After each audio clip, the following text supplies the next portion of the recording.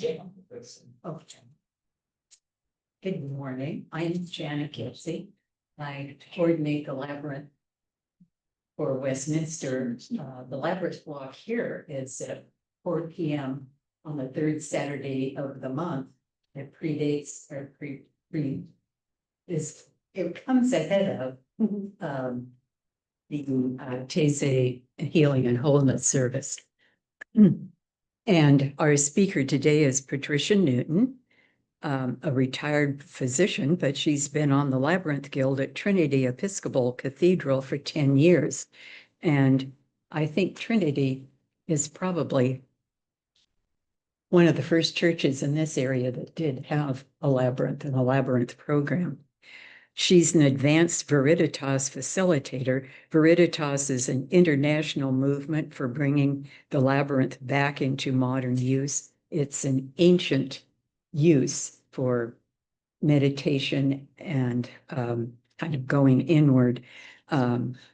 It was developed by the Reverend Lauren Chartres, who was on the staff at Grace Episcopal Cathedral in San Francisco.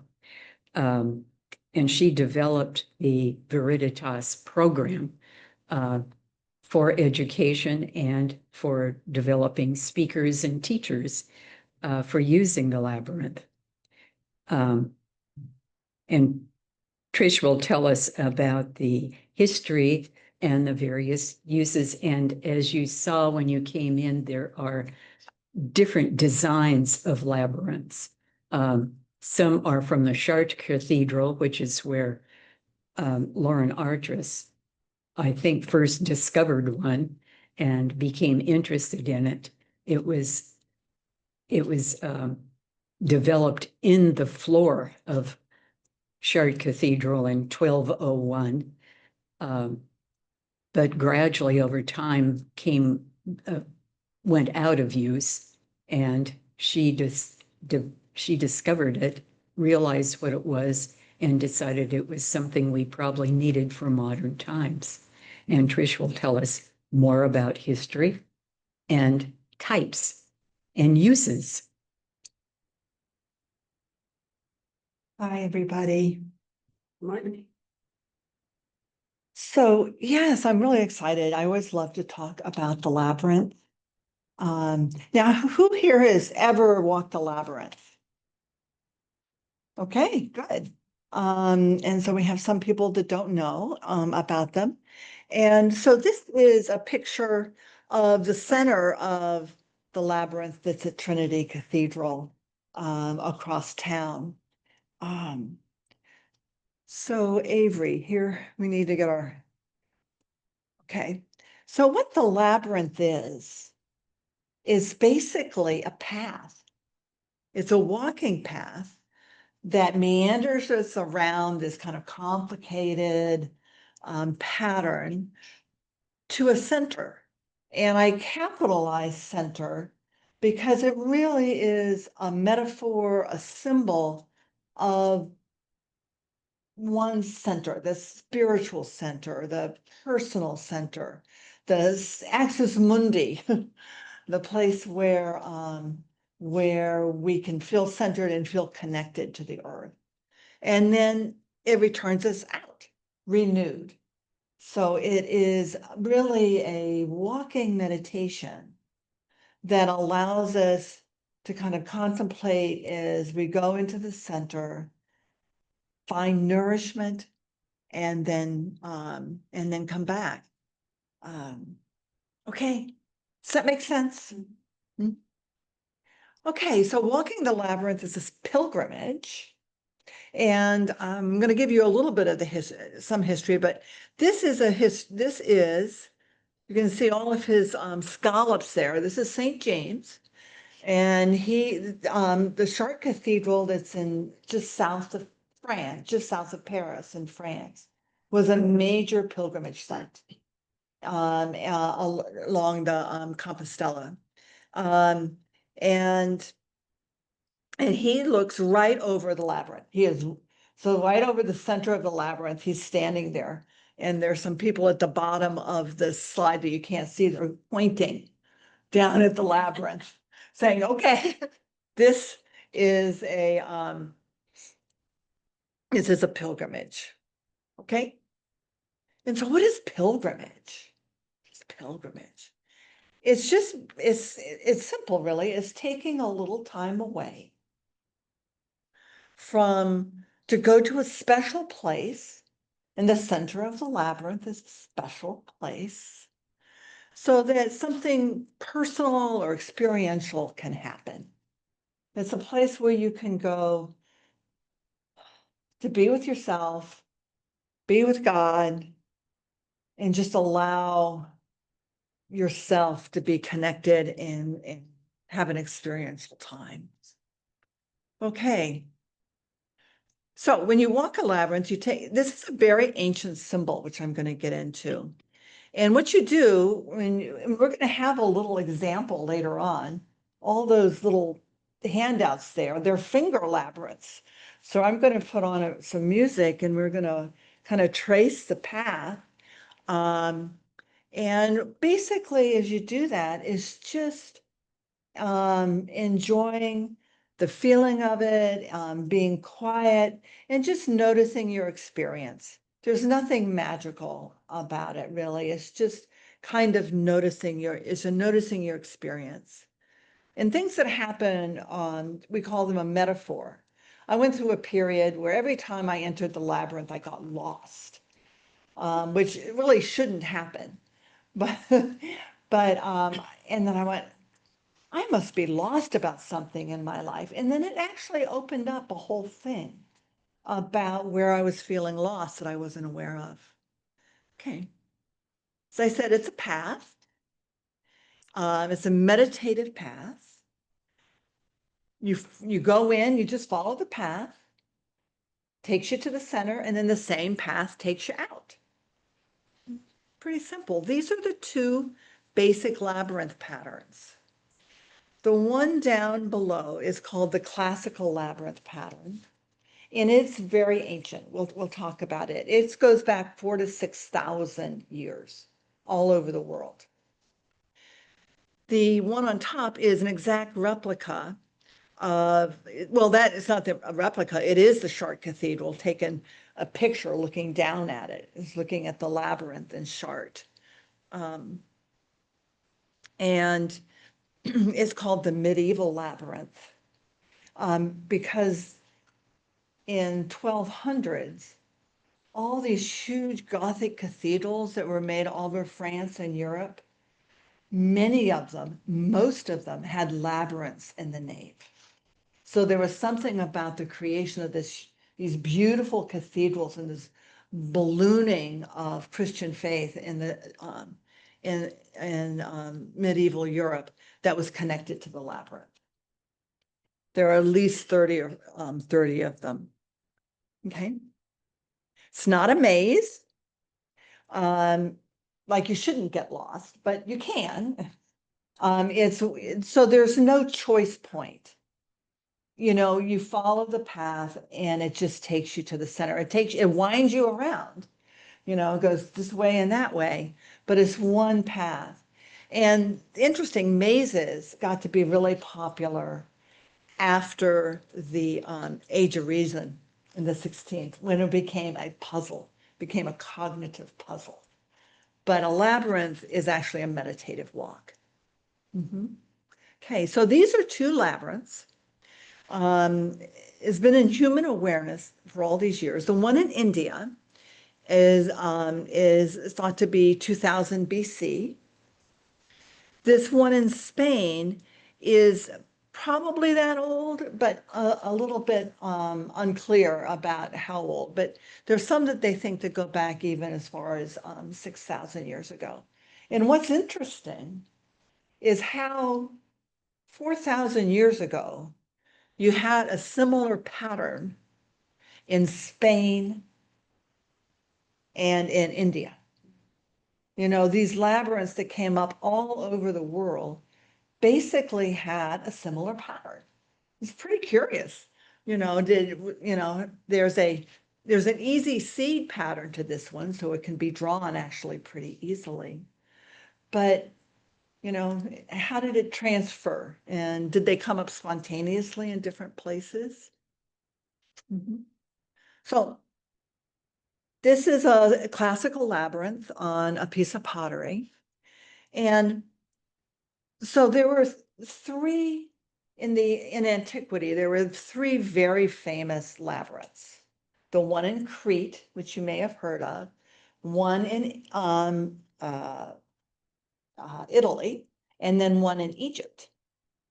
And the one in Greece, well, it was actually on Crete, is centered to a very famous Greek myth, which actually was carried for centuries, about the Minotaur. Anybody ever hear of the Minotaur? So basically, the Minotaur was this pained, half human, half not cow, but bull being that was caught in the labyrinth. And Theseus, who was the great king, turned him into the great king of Greece, went in and killed him because he was eating all these people and he was having a hard time in there. But Theseus got out because there was a thread, there was a path. And there was a thread that he could follow to get out. And what's important about this to me, what the metaphor about this is that there's a way to go to the center, to have something important. We probably wouldn't think of it right now as killing evil, or we would think of it more as a healing place or a place that wounds can be healed. But that you can come out. There's a safe way in and a safe way out, and things can change. And what's interesting is that this story of the Minotaur got carried well into Europe, and it was still popular in the 1200s when Chartres was built. But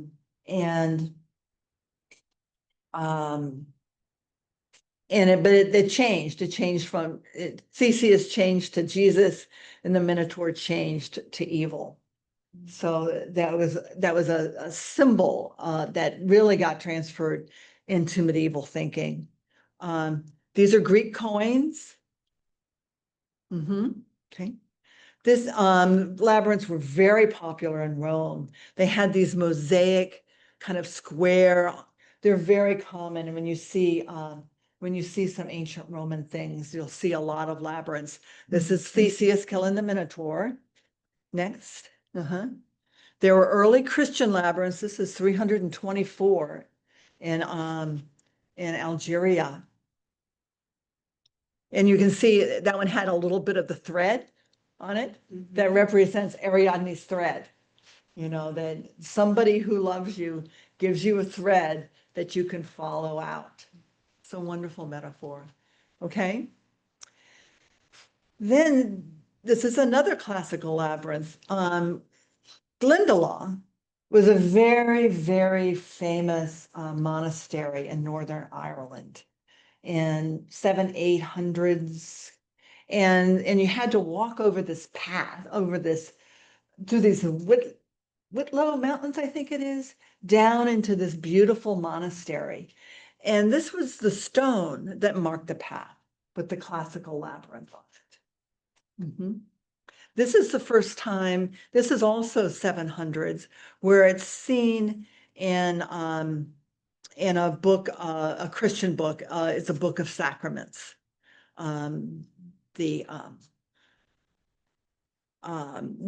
also the classical labyrinth. Okay. And then what happened is that in the monasteries and in the scriptoriums where people would write out the Bibles and the scripts, they got really into labyrinths, and they started changing that classical pattern into a more complicated pattern. It was a way for them to challenge their drafting skills. And so they would And these are examples, 1100s, 900s. Some of them go back as far as, 700s. Okay.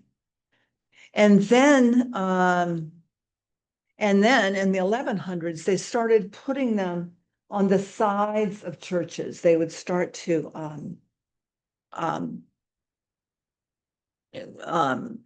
chisel them in. And this one down here at the bottom is the famous one. It's in the cathedral in Lucca in Italy. And people would kind of take it and do it with their fingers, like you're going to do today.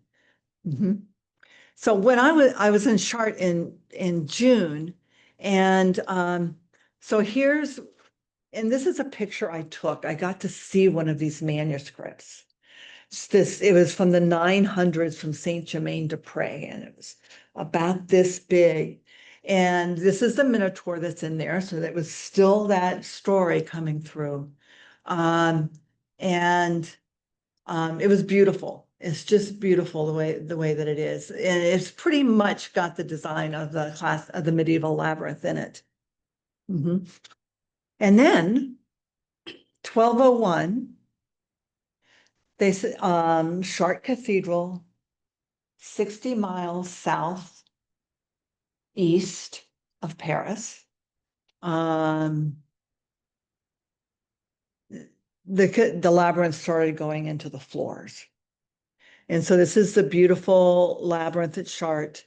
In this Notre Dame de Chartres, Our Lady of the Assumption.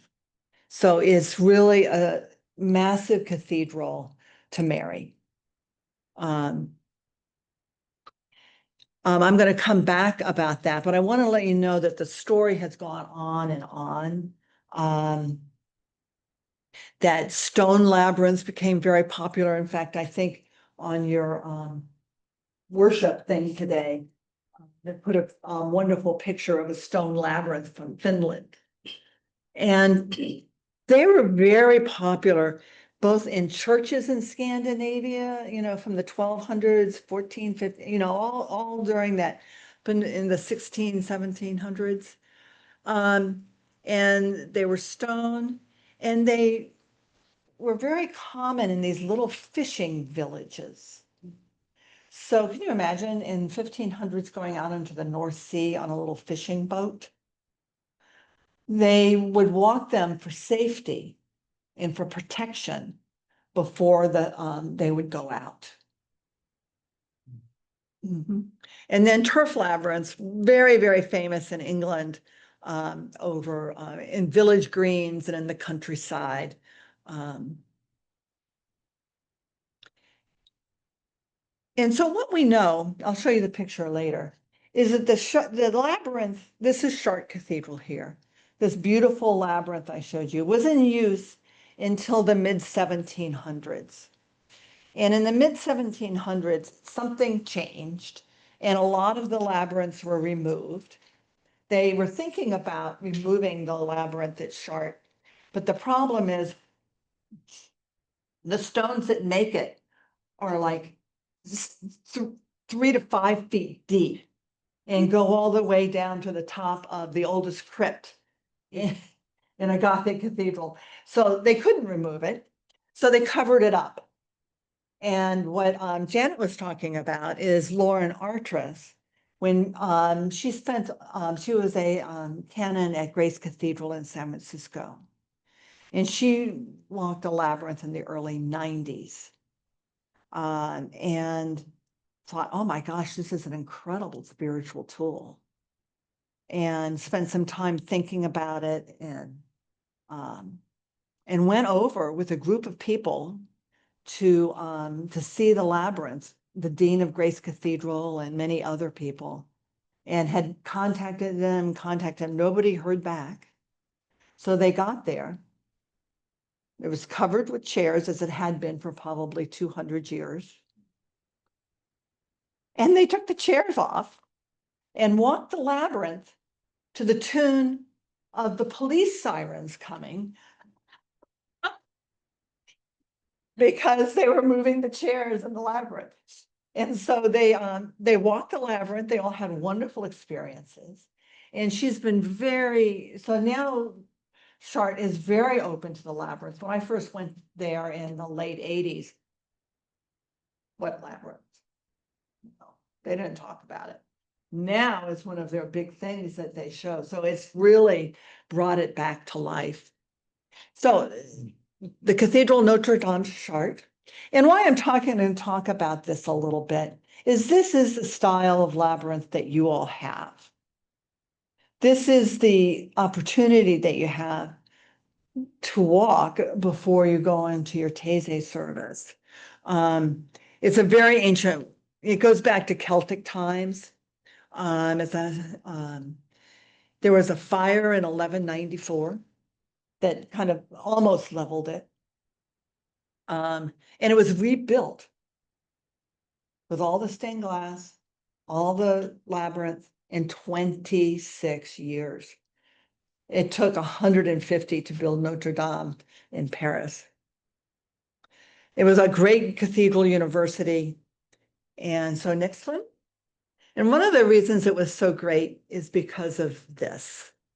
As you probably know, almost every major cathedral in Europe has something that dates back to the time of Jesus, or a relic. This is a piece of cloth that was given to Chartres Cathedral in the 800s by the grandson of Charlemagne, Charles the Bald. And it is a piece of cloth that Mary was said to wear either at the Annunciation or at the birth of Jesus. And it made Chartres an incredible pilgrimage site and a great site of learning. And it actually has been fiber dated to first century Palestine.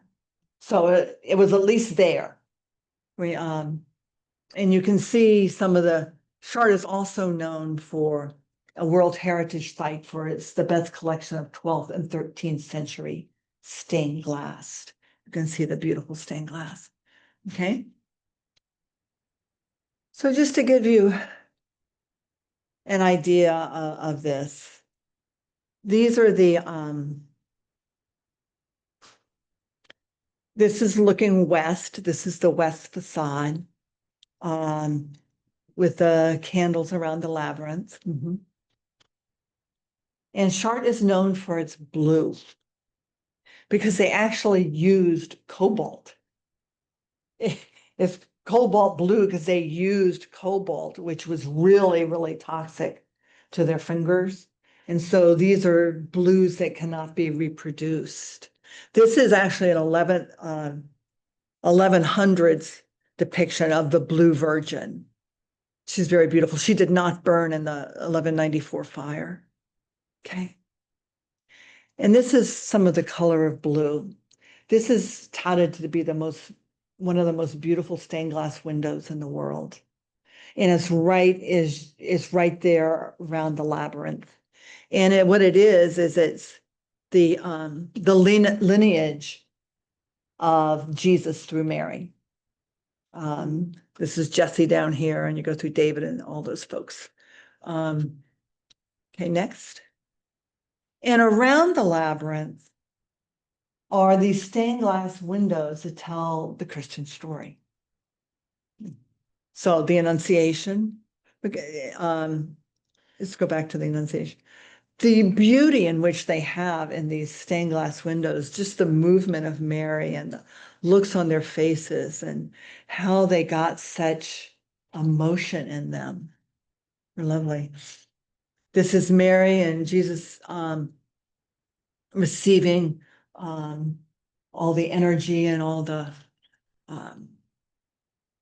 I can't remember what was some of it's wisdom. I can't remember what they all are. Mary nurturing Jesus.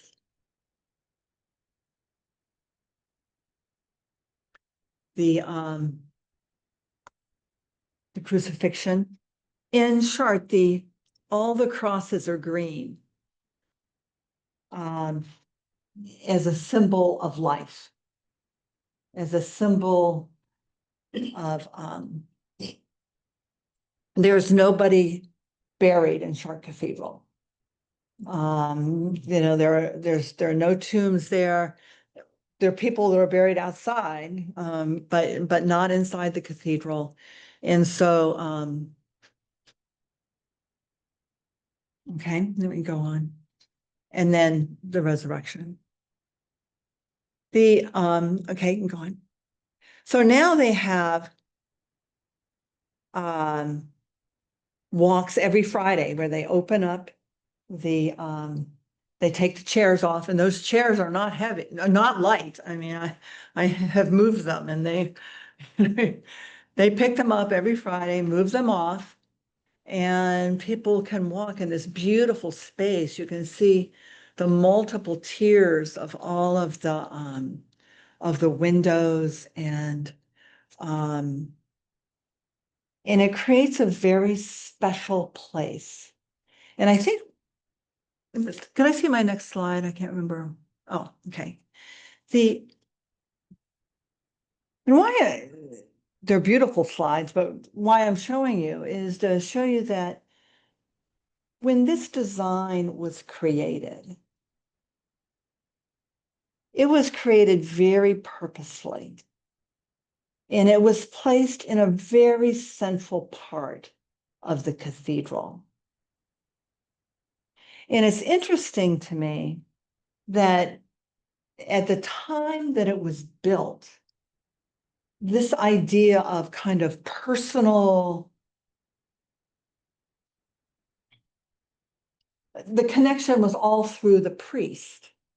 This idea of personal connection to God wasn't the way we kind of look at it now. So they have this beautiful ancient design that they very purposefully put in the middle of the church, and surrounded with sacred images. And because it was such a school, an ancient school of learning, and what they loved is they loved the ancients. They loved the Greece. In Chartres, there's statues of Pythagoras.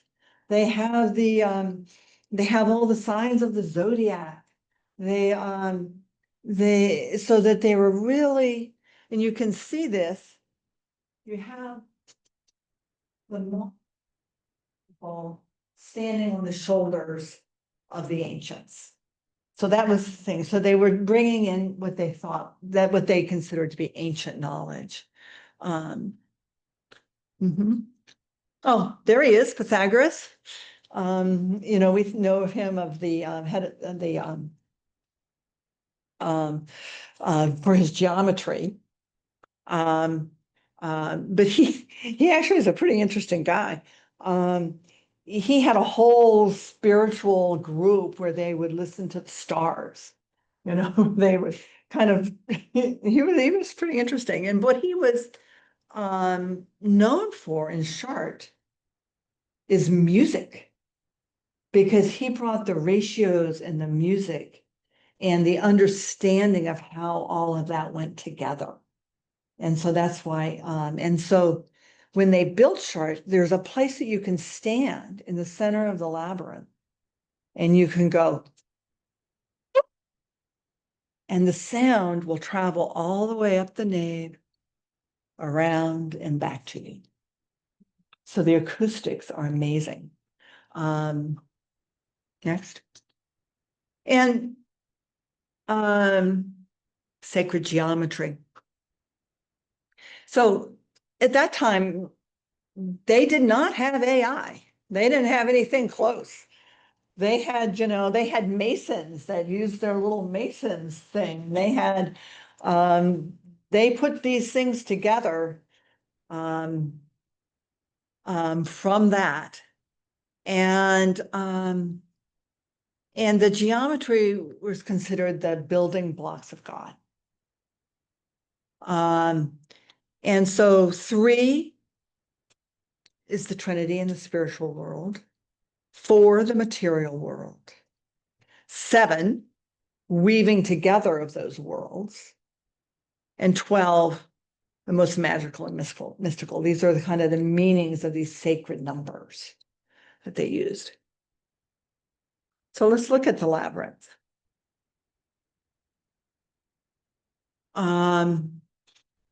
You can see it's a cross. Can you see the hopscotch pattern? There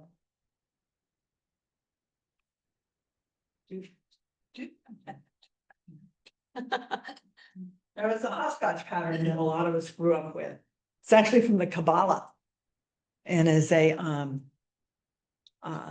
so it's got the cross, and it's got 4 sections with 7 turns in each section. So as I said, the 7 is really a sacred number. And so in each section is the weaving together of the spiritual and the earth. So it's really very symbolic of weaving together physical and, matter and spirit. And how, as we walk through it, you can feel that. Any questions? Oh, here's the one. It's a wood block in the mid 1700s where you can see people. You can see the rood screen in the very back, and then people walking the labyrinth foreground. Any questions or thoughts or? Is there something about astronomy and the Chartres labyrinth? There Something is. about the sun and when its rays hit the center. Yeah, I don't know, but you're right. There is something that on the solstices that the sun hits a certain place. There's a little opening in the cathedral, and the sun can come through and hit the labyrinth. And I think it's on the solstices. Egyptian times, the way the pyramids were built, it was on the same premise where the sun would set and it would be over the height of it, and then the sun and the moon would coordinate, and then the light would go down through the different levels of the pyramid. And so I think it's the same thing, because they said that at certain times, all of the shadows of the pyramids are in line, and it's all connected with the moon and the stars and the sun. So, can you go back one? So these things here are called lunations. What'd you say? Lunations. Illumination. We don't really know what they are. That's what we call them. Because there are about 28 of them in each quarter, and so maybe it has to do with the moon. And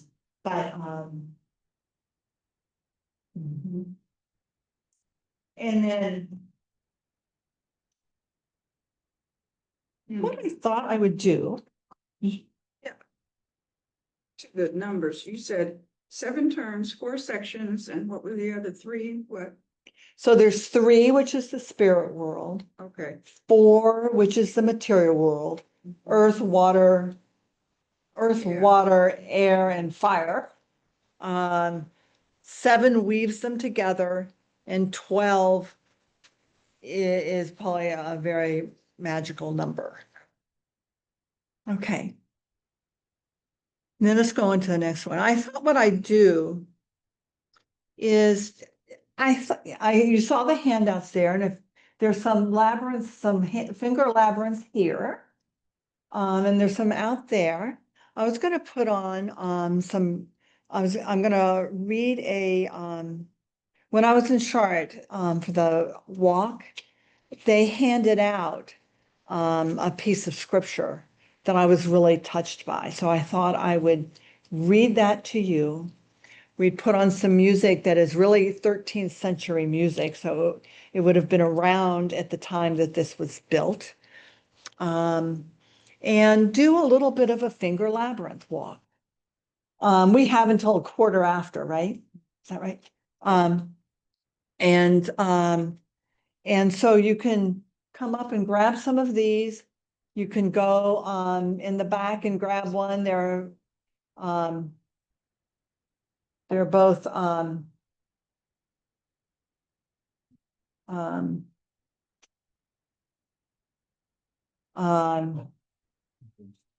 yeah, they're both classical and you can just Mhm.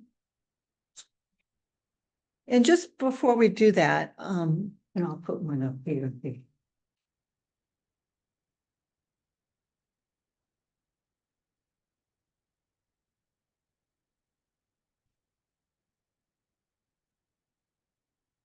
we think about the labyrinth in 3 ways.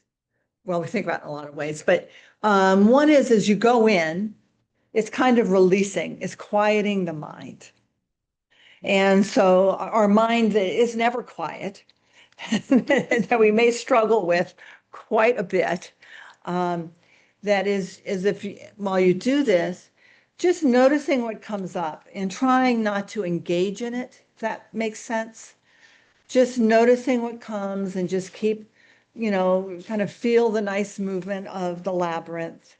And the center is just a quiet time, just to be and notice what arises for you. Just be.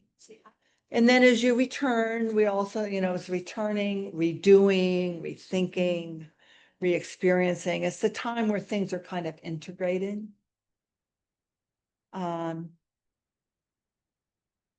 Okay. So I think then for the folks that are on Zoom, I apologize, you're not going to hear the music. And why don't we go back there and leave that one up for them on their screens. Okay. So let's just take a little time and get our feet on the floor and get our labyrinth. And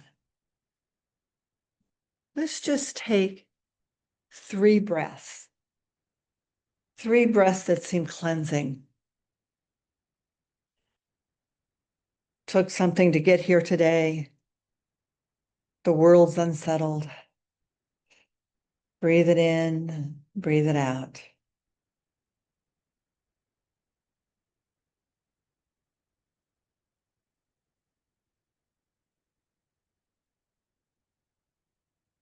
And then just take a moment to feel your feet on the ground.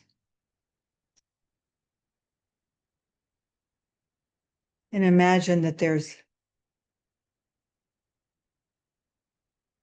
a connection between your feet and the center of the earth. And just breathe in that ancient connection. And I'm going to read you something that you may contemplate in the labyrinths and you may not. It is your time. It's from Romans 8:38-39. And it says, "For I am convinced that neither death, nor life, nor angels, nor rulers, nor things present, nor things to come, nor powers, nor height, nor depth, nor anything else in all creation will be able to separate us from the love of God in Jesus Christ our Lord." And so let your hands relax and choose a finger, or let a finger choose you about which finger you'd like to use to trace the labyrinth. And we're going to have about 10 minutes now just to trace, have a quiet time in the center.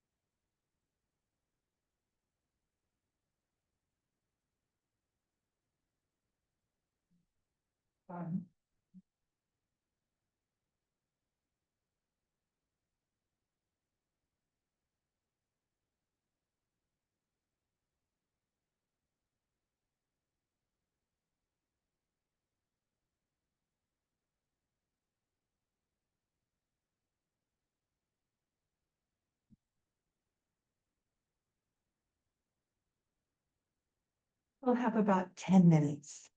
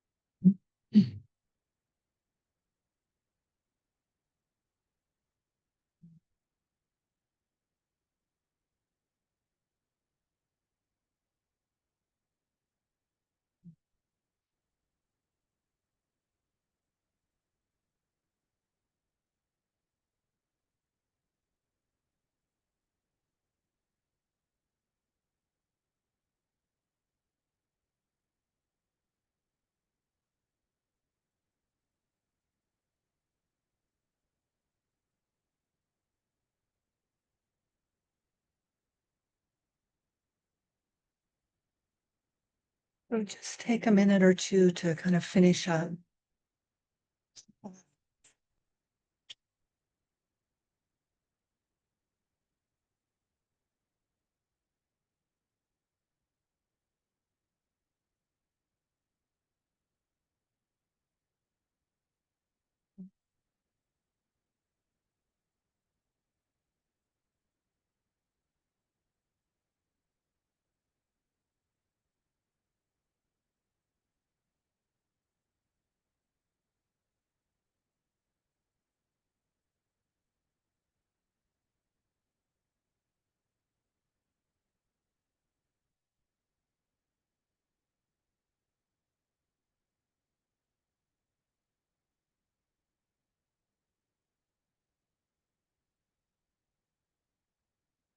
Right. Well, that was certainly relaxing. So we just have a few minutes here. I'd be curious if anybody has any questions or anything to share. It's lovely to spend some time with you. Mhm. I wondered if anybody knew that in San Francisco, there's an outdoor labyrinth on the Land's End Trail, which is on the ocean side of the Golden Gate Bridge. It's a pretty easy trail, and it's really beautiful, set out with stones. I think it's on the side of an old World War II battery, Yes, yeah. a it defense is. battery, but it's very peaceful. I walked it the day my grandson was born in San Francisco. Ah, That was- lovely. And also there's Grace Cathedral in San Francisco. And they have a beautiful outside labyrinth. They have an indoor one and an outdoor one.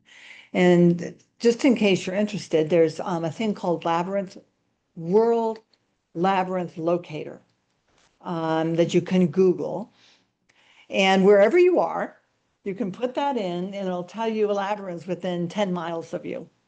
You know, they're really all around the world. And just, can you go to the very end?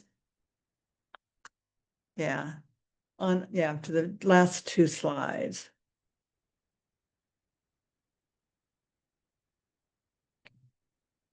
So we have two special events at Trinity that you might be interested in. One is on Good Friday. The labyrinth is open all, from 1 to 6, and we put up images around the labyrinth of the Stations of the Cross. So there's a Good Friday service, and then it's open all afternoon. And the next one is actually coming up faster than we think. It's Advent. And on the first Saturday, well, I don't know which exact date that is, the first Saturday of December, we have an Advent icon walk. And we put icons around the labyrinth, and it's just a lovely space to come and contemplate the beginning of Labyrinth. And we also have monthly labyrinth walks. So, okay. Oh, maybe I should mention too, there is something called Labyrinth Network Northwest that has information about Yes. labyrinths in the Pacific Northwest. Some of them are on the coast and some of them are temporarily on the coast. And they're interesting to walk because, of course, they disappear with the tide. Right.